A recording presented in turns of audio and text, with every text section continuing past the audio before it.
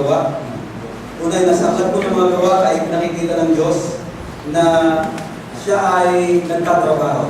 God is at work. At siya po ay mayroong layunin sa ating mga buhay, sa lahat ng mga tao, hindi lang sa atin, kundi sa lahat ng mga tao. Ang lahat ng mga tao ay maligtas, at ang lahat ng mga tao ay talikuran, talikdan, kalimutan ang kanilang pamumuhay sa kasalanan. Ito po ang layunin ng Diyos sa bawat isa po sa atin. Ang tayo ay maligtas po sa lahat. Pangalawa ay talikuran, talikdan ang lahat ng ating mga kasalanan at sunod sa ating Panginoon. Kung titignan nun natin, in Acts chapter 9, pinag-aralan nun natin dito kung paano nakakilala si Pablo, si Saulo. Ito po ay ang kaligtasan, pinag-aralan natin, ito ay biyaya lamang ng Diyos. Hindi ito dahil sa ating mga ginawa, hindi dahil sa tayo mabuti, hindi dahil tayo ay mahusay na tao, hindi dahil tayo ay yung ating kakayanan. Yun po ay, kaya tayo naligtas ay dahil sa biyaya lamang ng Diyos. Pangalawa, ito ay plano ng ating Panginoon. Wala mang aksidente sa atin, walang aksidente sa mga taong binibigay o pinararalan sa inyo ng Panginoon. Walang aksidente sa Panginoon. Lahat ng ito ay ayon sa kanyang kalooban, ayon sa kanyang plano. Mga kapatid, ang kaligtasan ay biyaya ng Diyos. Ito ay plano ng Diyos. Last meeting, pinag-aralan natin na kung paano ito si Saulo ay nakakilala sa Panginoon at kinikilala niya sa kanyang sarili. In Acts chapter 9, siya ay masugid na tagapaglingkod, tagasunod ng Panginoon. Pero hindi niya alam na siya pala ay pinaka-kaaway ng mga mananampalataya in the sense na gusto niyang patayin ang lahat ng mga mananampalataya. Gusto niyang ibilanggo ang lahat ng mga mananampalataya. Gusto niya lahat ng mga mananampalataya from Damascus dalhin sa Jerusalem, litisin at hatulan ng kamatayan. Ganun po kasama si Saulo, pero iniisip niya na ito yung paraan ng kanyang paglilingkod sa Panginoon. Mga kapatid, maaaring may mga pagkakataon din, yung tayo hindi kumanampalataya, ay kala natin yun yung ating tamang paglilingkod na ginagawa sa Panginoon. For example, no, ako hindi kumanampalataya, talagang grade 5, ako'y kasama ng aking lola na kasi ang aking lola ay tagasagot sa mga dasalan. Ang hapon ko naman una ay dahil may puto, may dinugan, may handa, yun ang hapon ko. Pero later on, dahil nagiging habit ko na, para bang nakukuha ng aking, parang tama ito. At siyempre, yung lahat ng nandoon, ang pakiramdam nila, naglilingkod sa Panginoon. At yun din ang aking pakiramdam. Every time na mayroong dasalan, nandun ako, kasama ng aking lola. Nasa ating isip, yun ang paraan ng paglilingkod sa Panginoon. Lahat to, kahit yung mahal na araw, kahit yung, ano yung Mayo? Flores de Mayo. Wala akong biban, wala akong absent. Talagang araw-araw, tuwing hapon, no, naroon ako sa tuklong, nasa kapilya, at nananalangin, kasama ng aking lola. At lumulot at nagdadala ng bulaklak doon sa altar.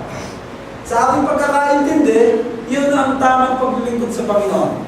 In fact, grade 6, at marami sa inyo alam na ito, na ako ay nag-desire na talaga maglingkod sa Panginoon.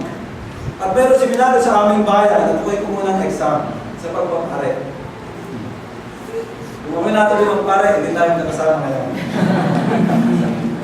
Totoo po yun. Alam niyo, may kinasasama ko ng loob sa Panginoon that time. Napakadali ng exam. Napakadali. Pero after 2 weeks, dumating yung sulat, pumunta ako. Galing ako sa bukid, kasama kong ina-ina, may sulat. Ang nakalagay ay yung seminaryo na aking inexaman. At nasa kasada pa lang ako, binasa ko na, hanggang, sorry to tell you, you failed in your examination. Sobrang na ano ko sa Panginoon. Parang tampo ko sa Panginoon. Sabi ko sa kanya, Lord, gusto kong maglingkod sa inyo. Pero bakit hindi nyo hinayaan makapasa ako? Hanggang later on, naging Kristiyano ako, yun po ay grade 6. First year high school, nakakilala ako sa Panginoon. Pero hindi po sumasagi siya sa isip ko. Hanggang dumating sa punto nung ako yung nag-aaral sa Bible School at nakatapos, doon ko na-realize na gusto ng Panginoon ay tawag ng lilingkod. talagang ako'y umiyak sa Panginoon at humingi ako ng tawad sa Kanya dahil ipinaalala sa akin ng Panginoon, nakala mo nung una, hindi ko alam ang iyong buhay. Mga kapatid, ang Panginoon ang talagang tumatawag sa inyo at sa akin, yun ay dahil sa Kanyang biyaya at yun ay dahil sa Kanyang plano. At dahil tayo po yung mga Kristiyano na nakaraan, pinag-aralan natin na bilang isang Kristiyano, tayo po ay mayroong bagong Panginoon. Yun po yung isang ating pinag-aralan na kayo at ako dahil Kristiyano, tayo po ay pinagkalooban niya o tayo ay nagkaroon ng isang bagong Panginoon. Tayo ay alipin ng ating kasalanan, tayo ay alipin ni Satanas, pero dahil kay Kristo, nagkaroon tayo ng bagong Panginoon. Sabi nga po, you become a Christian when you understand and accept in your life, own life, the authority of the Lordship of Jesus.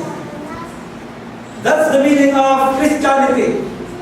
You become Christian when you understand and accept in your own life the authority of the Lord Jesus Christ. Bakit tinatanggap natin siya? Sabi natin, Panginoon, tinatanggap kita bilang Panginoon at tagapagligtas. Hindi mo pwedeng pag-iwalayin yun. When you accept Christ, dalawa po yun. Bilang tagapagligtas at bilang Panginoon ang iyong buhay. Hindi mo pwedeng sabihin na, Lord, ikaw ang tagapagligtas ko, and yet hindi mo siya Panginoon. Dapat po magkasama yan sa inyong buhay para maranasan natin ang tunay na pagiging Kristiyano. Kayo at ako ay tunay na Kristiyano kung handa tayong magpasakop sa authority ng ating Panginoon Yesu Cristo. Bagong Panginoon. Pangalawa ay bagong pag-asa. Alam natin si Pablo o si Saulo ay walang pag-asa. Nabulag siya for 3 days. Wala siyang pag-asa. In fact, kailangan siyang akayin, alalayan ng kanyang mga alagad patungo sa Damascus. Siya ay helpless. Pero namatagpuan niya ang Panginoong Jesucristo, nagkaroon siya ng hope sa Kanya. Mga kapatid, kayo at ako bilang mga Kristiyano ay hindi na tayo hopeless. Before tayo hopeless, pero ngayon tayo ay mayroong pag-asa ng Panginoon. Pangatlo, mayroon tayong bagong misyon. Ang ating misyon ay ipangaral ang salita ng Diyos. Pangalawa, kilalanin siya. Lubos ang makilala sa ating mga buhay. Ang layunin ng ating buhay, ang ating misyon, mahalin ang lahat ng tao. Kahit ang ating kaaway, kahit ang sinumang tao, lahat ng tao, pagpakitaan natin ang pagmamahal. Ito na yung ating dating o bagong misyon sa Kanya. Pangapat, ay meron tayong bagong buhay. Sabi nga ay banyuhay, bagong anyo ng buhay. Metamorphosis. Alam natin yung kumbaga yung sa butterfly. Bago siya naging butterfly, talagang nagsimula siya sa isang nakakadiring, diba? Ganon din yung ating buhay. Na nagsimula tayo sa talagang nakakadiri. Kahit na yung itsura natin, isipin mo, marami sa atin, nung adik pa tayo sa sigarilyo, adik pa sa alak, adik sa lahat ng bagay.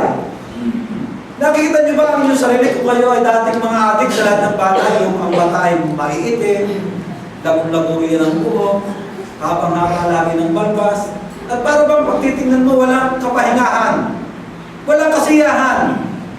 Pero once na tayo nakakilala sa Panginoon, alam mo na nagkakaroon ng bagong anyo ang kanyang buhay. Yung mapagtinignan mo, wow, iba na ito.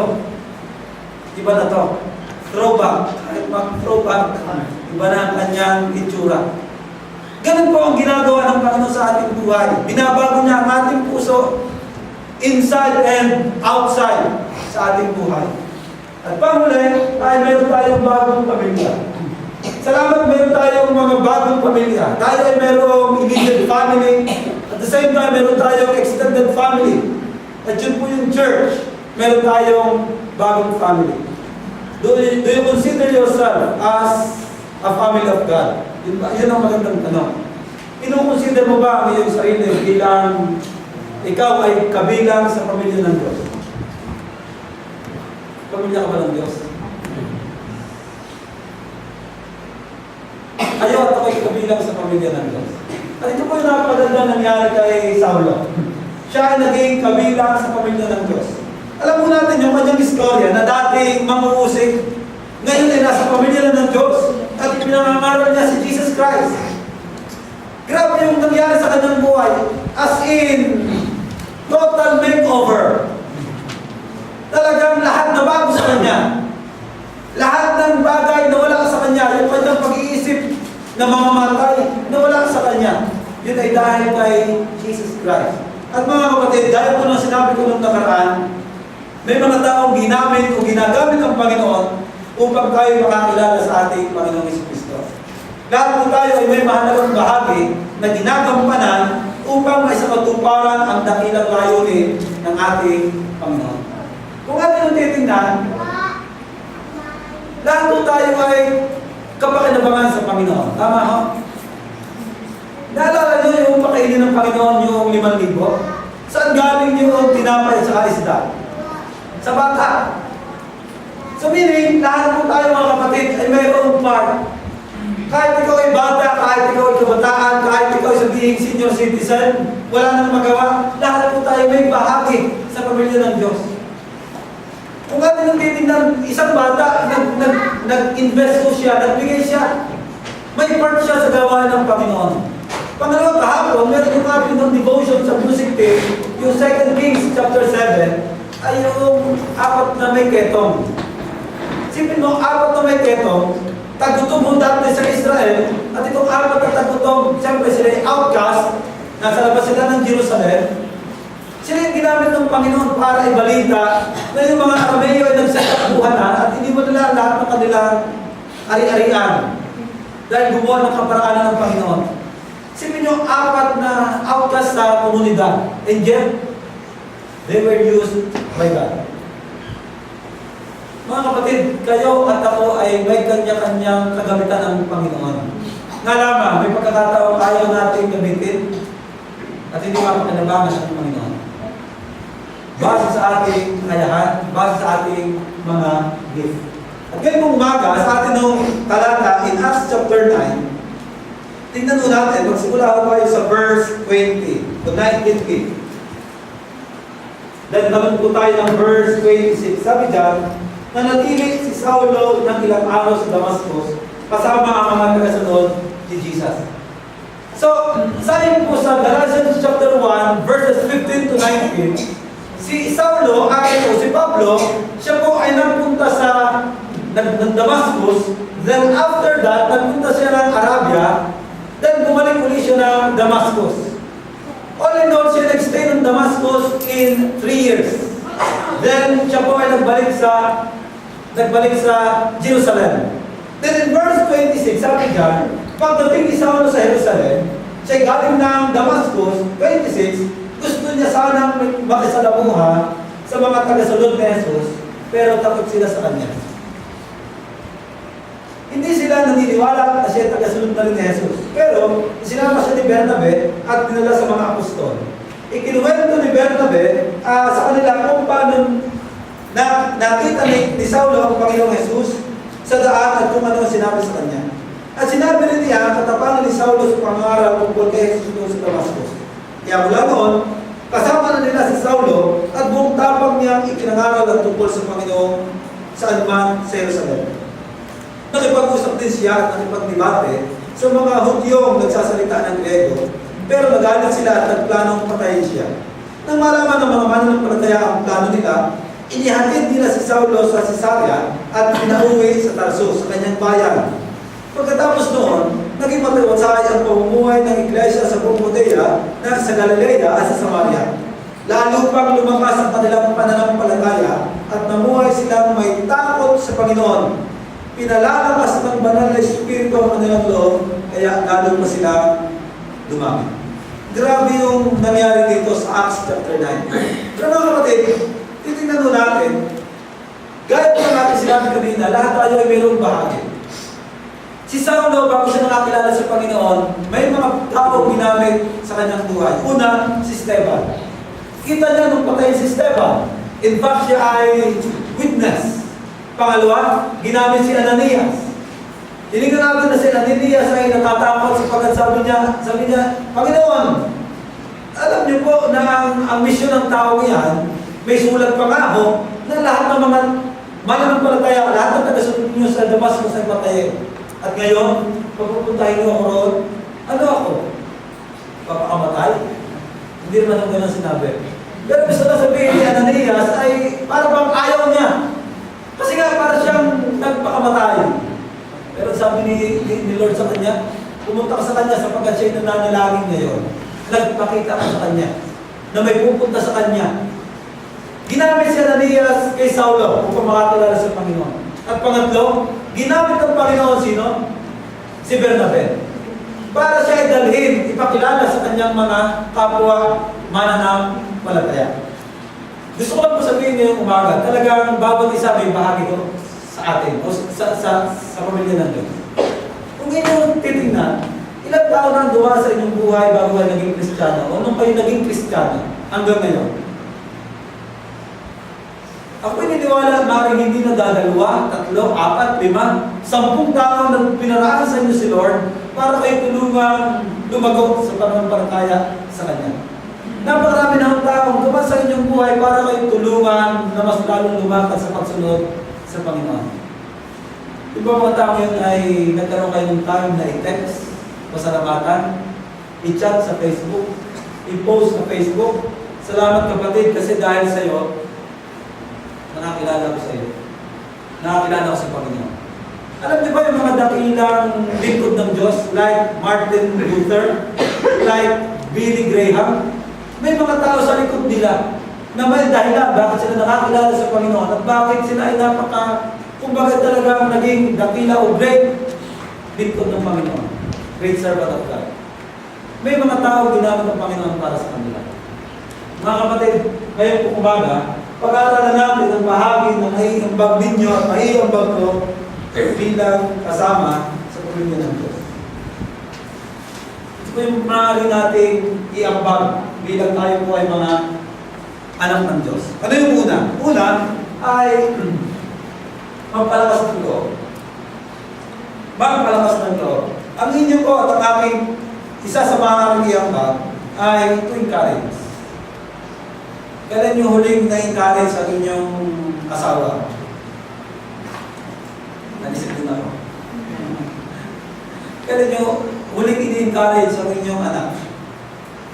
Ang inyong katabi, ang inyong kapatid sa Panginoon.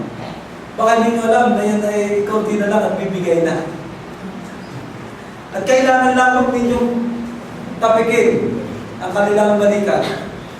Sabi ni Ken Blackheart, sabi niya, ay minsan yung palakpak, ang huling palakpak na natanggap ng isang tao ay nung siya ay graduate ng high school. Yun daw ang huling pagkakataon, minsan ang tao na nakaranas na siya ay palakpakan. I mean, kilalanin siya. Magpalakas ng loob. Kung titignan natin, itong si Bernabe, ang pangalan niya ay si Jose. Siya ay isang libipang tubo sa Cyprus na tinaguri ang Bernabe na ng mga apostol na kahulugay anak ng pagpapalakas ng loob. Son of encouragement. So, ito po si Bernabe. Siya ay talagang son of encouragement. Kung ano nung titingnan mga kapatid, ito yung trabaho ni Bernabe sa iglesia.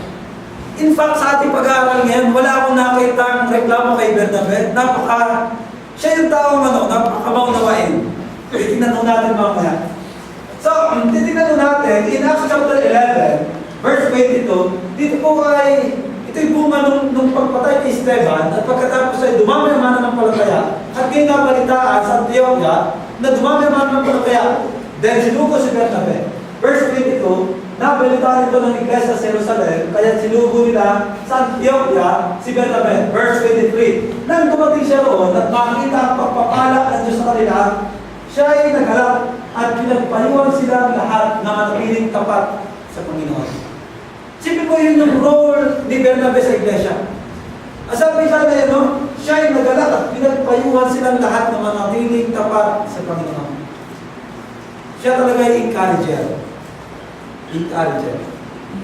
Mga kapatid, napakagandang ministry po nito. Isa sa maaaring maging dahilan upang ang tao makakilala sa Panginoon, yung siya i-encourage natin. Pero nakakalungkot nga lamang, sabi nga ng isang quotation ay, hurt people. hurt people, hurt people. Kapag ang isang tao ay laging sinasaktan, ang tendency niya, dahil wala siyang, kumbaga ay pundasyon na magmahal, ang tendency niya ay manakit din. Pero sana po bilang Kristiyano, tayo ay nag-aasikaso ng ating buhay. Kung tayo ay dating sugatan at tayo ay nasaktan, baka naman po pwede ipasakit natin ito sa Panginoon at magkaroon tayo ng total makeover para naman tayo magamit ng Panginoon na ma-encourage naman ang iba. Sa totoo lang, mahirap po encourage ang tao, hindi naman nasanay na siya ay encourage, lalo na siya bata pa. Dahil sinasabi ka, bobo ka naman. Ang tanggi mo man, para munting yan, hindi mo pa magawa. Dahil ka pa niya, no? Kung kumpara ka pa sa pinaka-list, ay talagang nating sa'yo ay sa kahuhugot ng isang bagay na wala ka. Pero kung pininiwala na yun ay pwedeng punan ni Lord sa inyong buhay. At pwede rin tayong magamit para ma-encourage sa iba. Sabi dyan, yun ang trabaho ni Bernabe, mag-encourage. Verse 24, mabuting tao si Bernabe, puspos ng Espiritu Santo, mag-iba yung pananampalataya, kaya marami siyang nadala sa Panginoon. Wow! Dahil siya ay encourager, ang sabi ng Bible, siya ay puspos ng Espiritu, siya ay mabuting tao, marami siyang nadala sa Panginoon. Nakakatuwa ito si Bernabe. In fact, kung ano natitignan, maraming nagpangalan sa kanyang anak ng Paulo, o Paul. Pero napakabihirang nagpangalan ng Bernabe. Ano sa English? Barnabas. Barnabas! Pati ka na.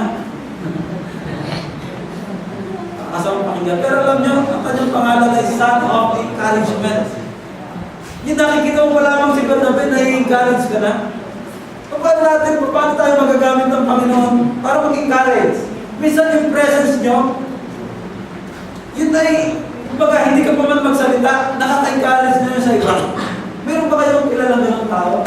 Hindi mo makita mo pa lang siya, na-encourage ka na, hindi pa nagsasalita yung tao. O kaya naman pa paano tayo mag-encourage? Pag ipapray yung tao, pwede naman na i-text yung tao. May Facebook na tayo o social media na pwede magamit para mag-encourage ng tao.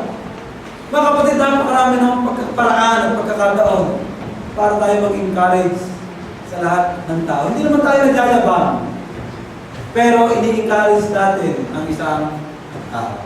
Sabi nga po mga kapatid, be an encourager.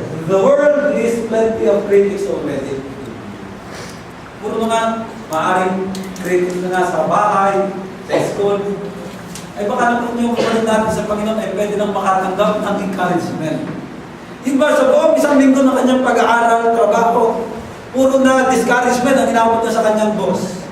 Discouragement ang inabot niya sa kanyang teacher, sa kanyang kapwa, estudyante. Pero sana po tayo bilang mga kabilang sa pamilya ng Diyos, napakaganda ho na hanapin natin ang isang bagay na pwede tayo mag-encourage sa isang tao. Pero kung hahanapin natin ang masamang bagay sa Kanya, pangit na bagay sa Kanya, napakarami natin makikita. Tama ba po? Minsan nahihirapan nga tayo maghanap ng magandang bagay sa isang tao kaysa sa maghanap tayo ng mga pangit na bagay sa isang tao. Nakakalungkot isipin. Pero kayo at ako, kahit ako po mga kapatid, ito napakagandang reminder sa akin bilang pastor. Dapat mag-encourage at hindi mag-discourage. Sabi po natin sa part of quotation o ng Thessalonians 5:11, therefore encourage one another and build up one another up just as you are doing. Ito na po ang ginagawa ng mga taga-Thessalonica, pero sabi ni Pablo, gawin din niyo ito. Katulad pa ng inyong ginagawa. Ibig sabihin, kailangan nyo i-improve. Nag-i-encourage na kayo, dublein pa ninyo. Nagmamahal na kayo, dublein pa ninyo. Nagpapalakasan na kayo, dublein pa ninyo. Encourage pa na natin. Sabi nga, today will never come again. Be a blessing, be a friend, encourage someone. Take time to care. Let your words heal and not wound. Let your words heal and not wound. Magandang reminder sa atin, mga kapatid. Ito ang araw na ito, hindi na ito mauulit. Kaya maghanap po tayo ng tao pwede natin i-encourage araw-araw. Hindi sana ang aking gusto kong sanayin kahit sa aking may bahay. Na araw-araw i-encourage sa aking asawa. Bilang kanyang pastor, leader sa aming kahanan. Mga kapatid, sabi nga, maghanap tayo ng tao na pwede natin i-encourage. Madali po ba yun? Nahihirapan kayo? Ang tanong ko, madali po ba yun? Pwede mo bang i-encourage yung katabi? Sabihin mo nga ang isang magandang bagay sa iyong katabi na natin.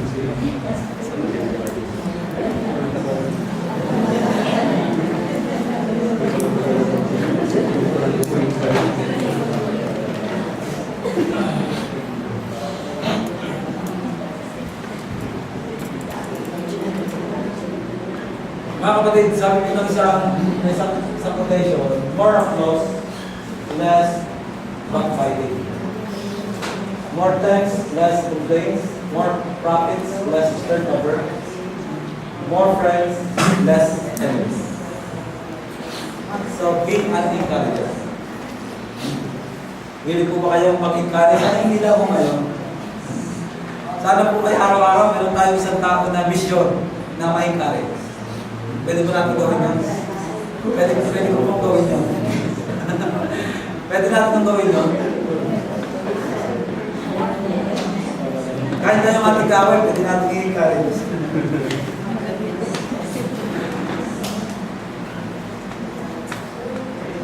Yung bang sabi mo sa'yo kaway, kala mo lang ha? Nag-pepray kita. So, pagpalakas ng loob, napakadali mo dyan. Kahit di mo kayo balisan yung tahanan, yung mag-text kayo at sabi, pinapalayan kita. Madali yung gawin dyan. Hindi po kayo malis. Pwede naman natin iyang bagyan bilang tayo ay kapabilidad, bilang kasama sa kapabilidad. Pangalawa ay magbigay. Yan na po, magbigay. Si Ben Mabay pa rin, no? Verse 36, si Jose ay isang Levita, tuko sa St. Rose na tinagulang Bernabe ng mga apostol, ang kaulugan ay anak ng pagpapalakas ng loob, ay nagbili ng isang bukid na kanyang pag-aari at dinala niya ang salapi at dinilagay sa panan ng mga apostol. Mga kapatid, kahit tayo magpalakas ng loob at the same time, isang pwede rin natin iambag ay magbigay. Well, magbigay, ito ay in general, pwedeng oras, pwedeng lakas, pwedeng paglilingkod, pwedeng material na bagay, pwedeng pera. Lahat ng bagay na pwede mong ibigay. Bakit? Dahil ang wala sa iyo, o wala sa iyo kapatid, ay nasa iyo. At ang wala sa iyo, ay nasa sa iyong kapatid.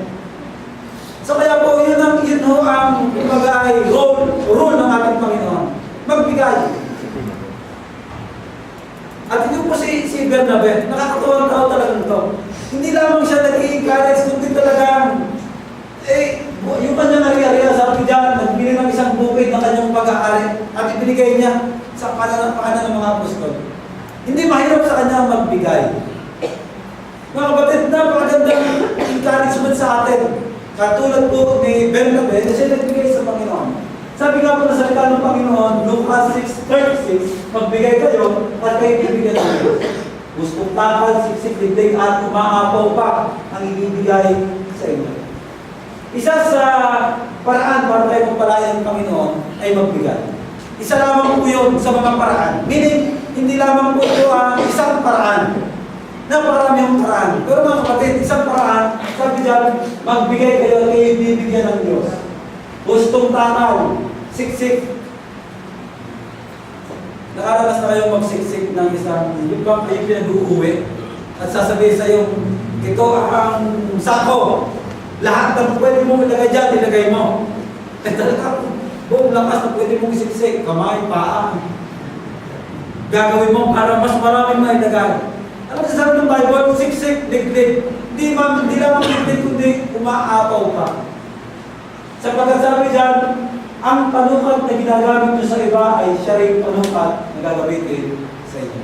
Kaya pagkanda kung halimbawa, itong church sa Corinthians. Pagaman may problema sila sa 1 Corinthians, pero sa 2 Corinthians, doon sila na-appreciate ni Paul.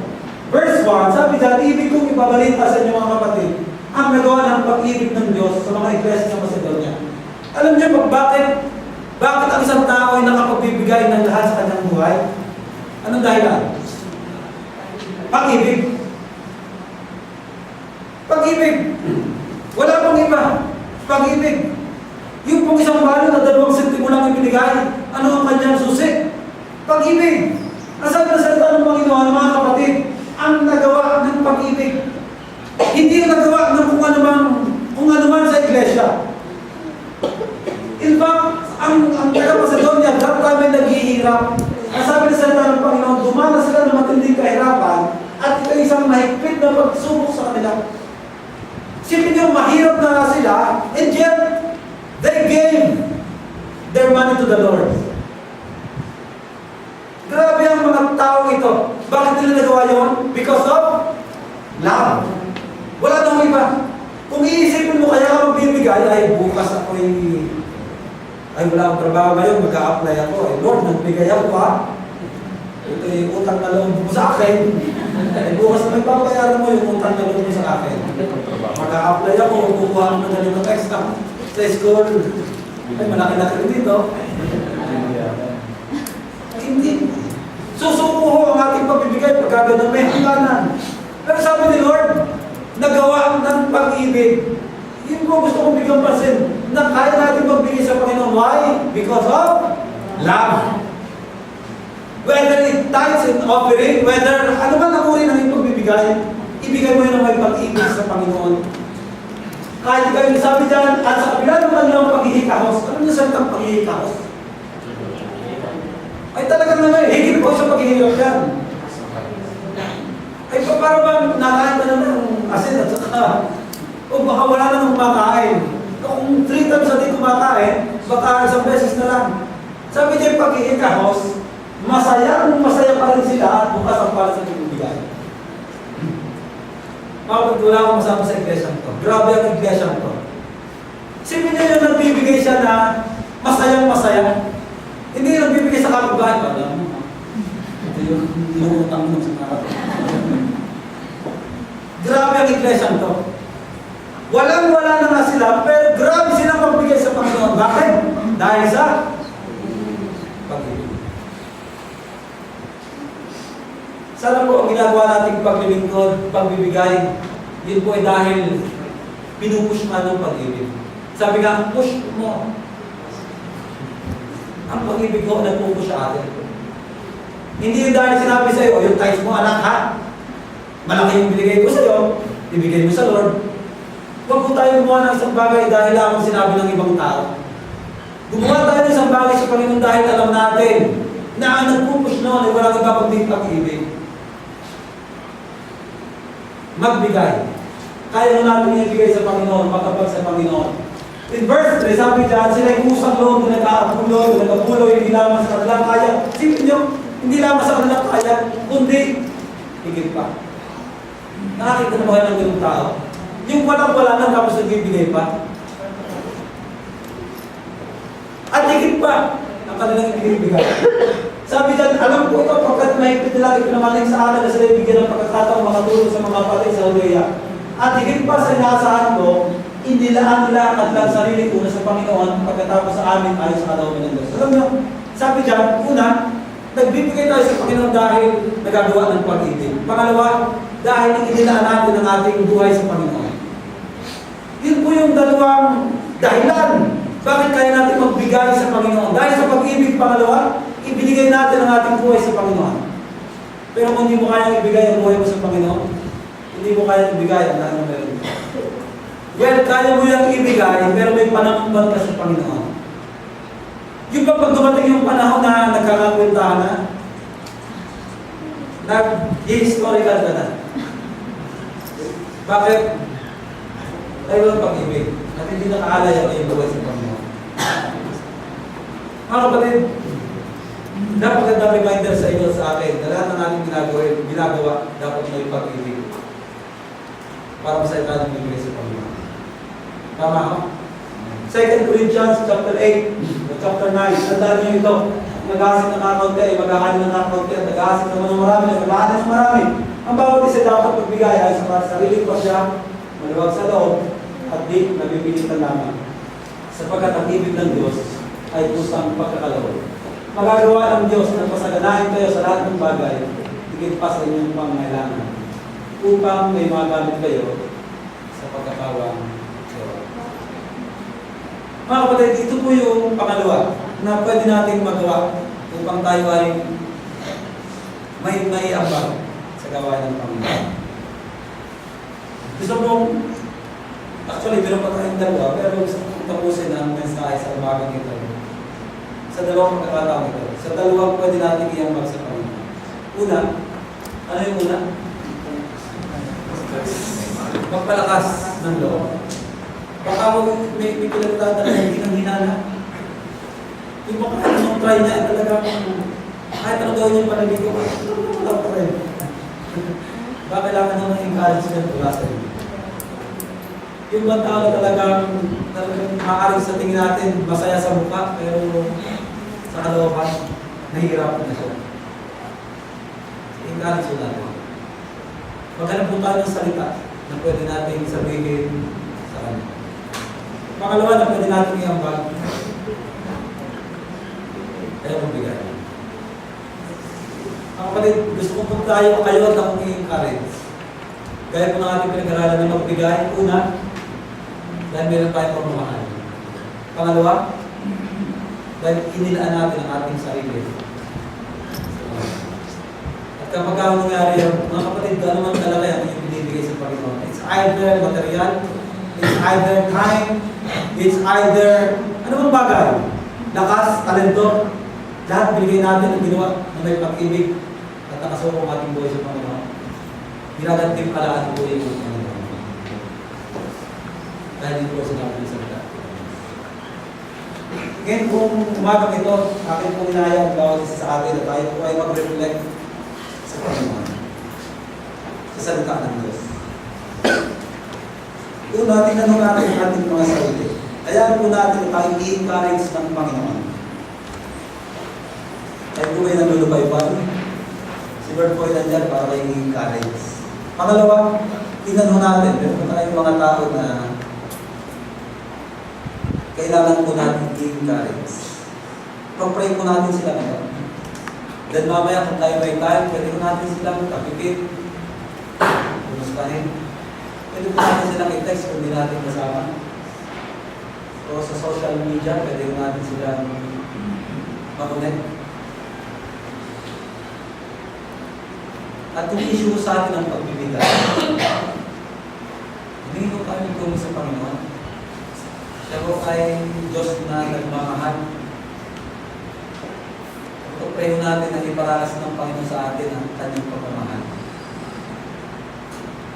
Pangalawa, isubuho natin ang ating mga sarili sa Diyos. Binibigyan ko po kayo ng ilang pagkakasandali. Magsulit. Malamang sa